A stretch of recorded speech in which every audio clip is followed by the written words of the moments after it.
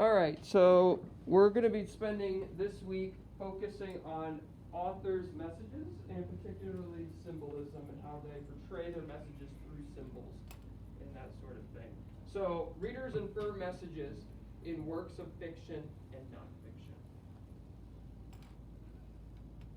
So symbolism, we're going to start with the definition of symbolism, and that is use of an object or word to represent something. When an author wants to suggest a certain mood or emotion, they will use symbolism. So a lot of times people think of symbolism through objects, but it can be words as well. So it's not always just an item. So let's think of some, before we move on to the next slide, think of some symbolism. What are some things that are in daily life that are a symbol, that represent a message, that tell you something? I can think of a few items right off the top of my head. In fact, in this classroom, there are a few different symbols that I can see on the walls and things. Not words, so I'm not talking like titles of things or directions or anything like that, but symbols, items, objects with messages. So let's see, Wesley, what do you see? I'm guessing a number is symbol? So it can be, you're thinking very deep. I was thinking more just, there are items I can see right now that they portray messages. So Micah, what's? The American flag is, yes, exactly. That was one of the first ones I thought of.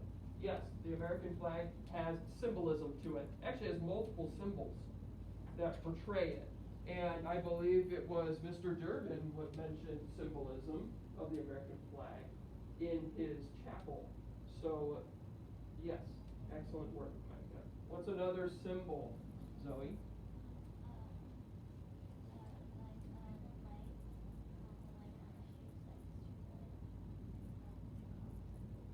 So, lampposts and stuff like that? Oh, the stoplights and stuff like that. Yes, those are symbols. They portray a message, right? Go, slow down, stop. Okay. Yep, that is what London. Logos can be symbols, yeah, like a swoosh. That's Nike. So those are things that portray messages. Brecken.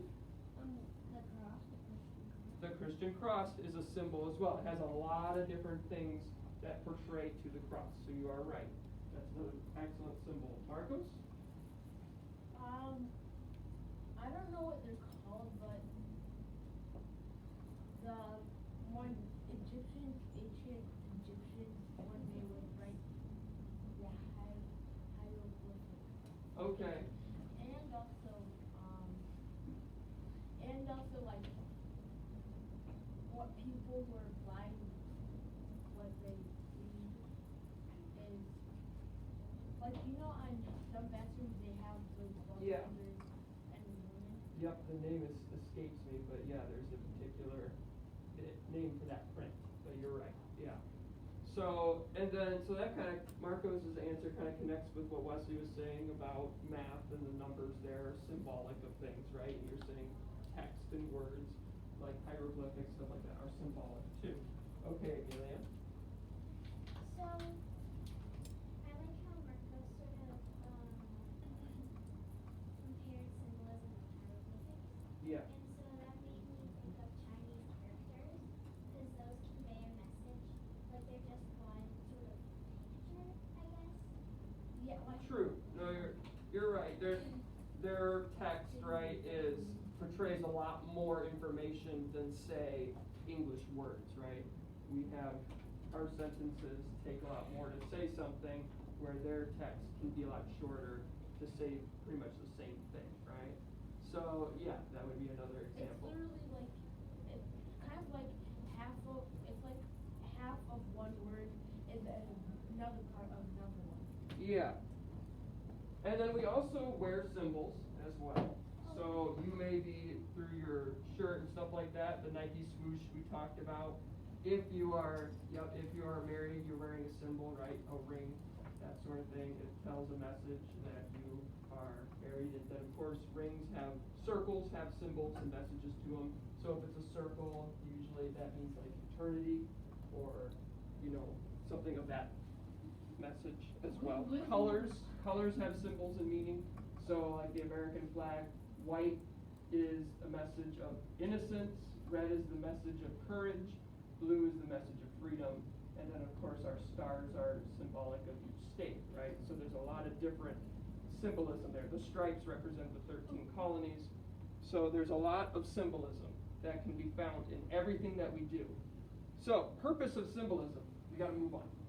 When authors use symbolism, they are trying to send us a message or teach a lesson.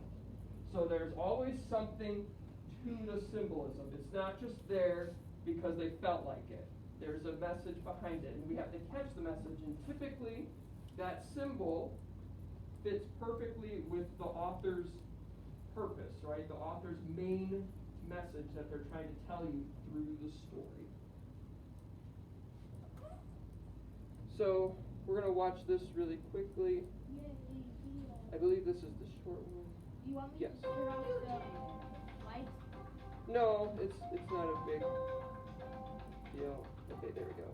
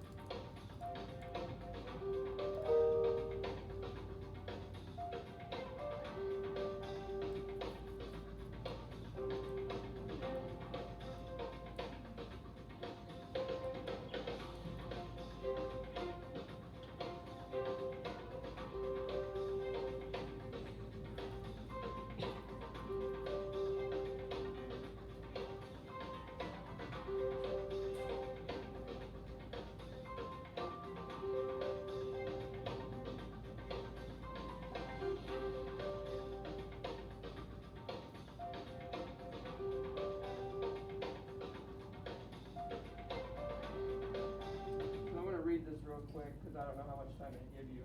In the story, a poor woman has no beauty in her world except the dazzling marigolds that she plants around her house.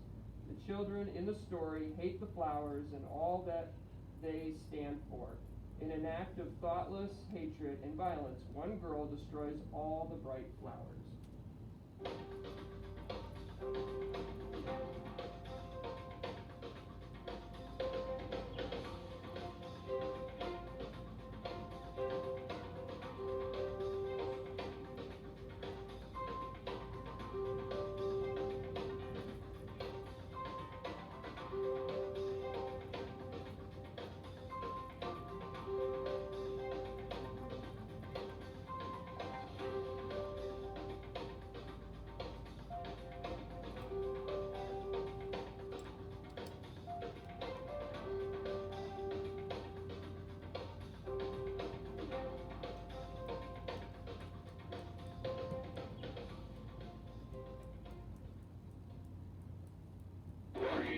Using Falcon.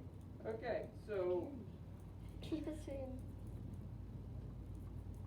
as I was saying, like symbols, you will often. They never told you what the marigolds mean? Yeah, they did not. They wanted you to come up with the idea. We're gonna skip this part because this part takes a bit of time. It's a read aloud that we have, but we do not have time to do that and reading groups at the same time. Yes, London.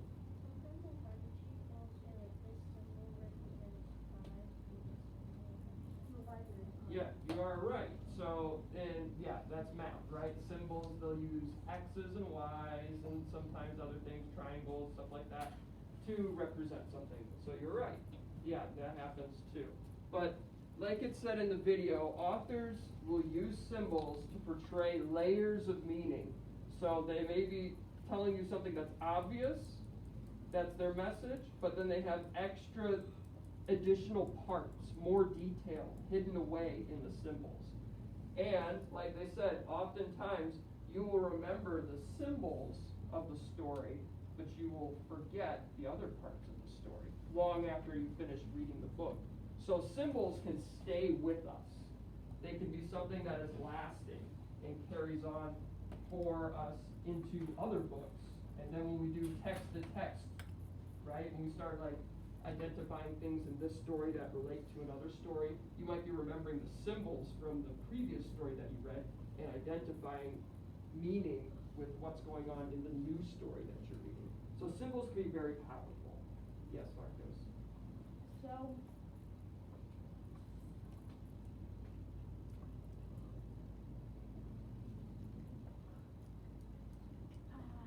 I'm not gonna draw it. It's okay.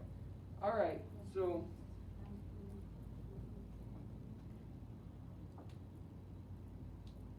that's part of the story, I believe.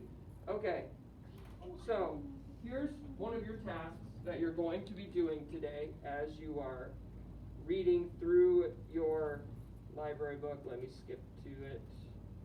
Okay. So you're going to write a symbol on a post-it note and put the post-it note on the board. And I'd like these symbols to, if you can, maybe in the story they haven't portrayed a symbol yet, that happens. So, but if you can, I'd like you to find a symbol, something that has a message within the story that you're reading in your library book, okay? So this will be probably the book that you're taking home, but it might be the book that you also are doing in reading groups, okay? So I will allow you to use that text as well.